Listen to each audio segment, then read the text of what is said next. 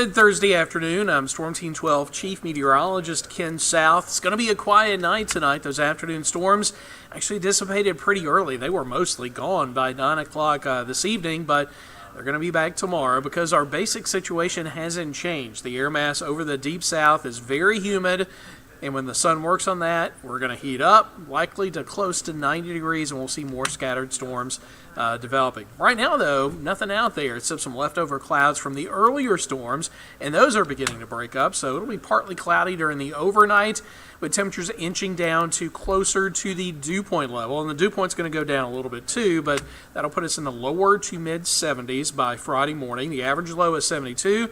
So again, this is right on target. Can't really ask for anything more than that in July. And in fact, this is a bargain in July when we see below average high temperatures, and that's where we're going to be tomorrow. Because of the cloud cover and the rain that we're expecting after the lunch hour. The coverage is going to be about 60%. So going out to the ball game tomorrow, really it's not going to be too hot.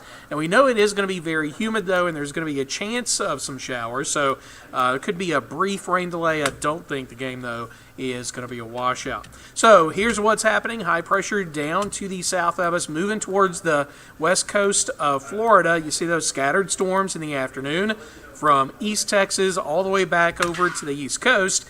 And then we get into Saturday, and we'll see more of the same. A little bit less coverage, though, starting over the weekend. That front coming in from the northwest, it's not going to move down south. It will get about as far south as let's say, maybe Paducah, Kentucky, maybe Little Rock or Fayetteville, but it won't be coming through Mississippi. So we are going to stay hot and humid. Here are the storms in the afternoon, mostly. Those are going to be dying down once the sun goes down. They come back for Saturday. But again, notice the coverage is going to be a little bit less Saturday, and then those storms Saturday evening will dissipate. So notice the good coverage Friday, then Saturday a little bit less. And then by Sunday and next week, we're talking about isolated to stray showers, 20 to 30% chance. And with less rain, it is going to be a little bit hotter in the afternoon. You'll see that with the 8-day forecast. Now tonight, it'll be partly cloudy, 73 in the morning. Tomorrow, we start the day with a mix of sun and clouds. Quick warm-up. We're going to be well into the 80s by lunchtime. We'll max out at about 89, 90, at about 5 to 10 degrees for the heat index. That'll put the heat index in the upper 90s. And then later in the afternoon, we get our 60% chance of rain. Now, over the weekend, it goes down to 30%, and temperatures immediately pop back into the low 90s. And remember, 92 is the average high for this time of the year. Ultimately, it's going to go up to about 93. I think that is the highest average high that we have in the summertime.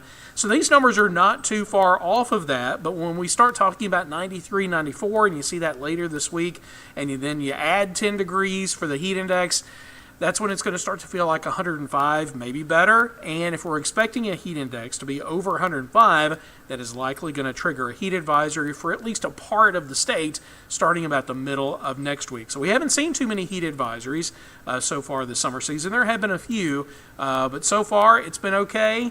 And over the next 8 days, really not terrible. This is pretty typical weather for July. Hot, humid, with a 30% chance of afternoon showers. Wash, rinse, and repeat, as they say. All right, so smooth sailing, no tropical weather coming in anytime soon. We are going to be watching the Gulf. The models are kind of hinting that something may get going there several days from now, maybe around the Florida Panhandle, but don't worry about it. We got plenty of time to see if anything is actually going to develop there. So that's it for your forecast for tonight. Meteorologist Megan Hanna is going to be here tomorrow morning with your next update. We'll see you then.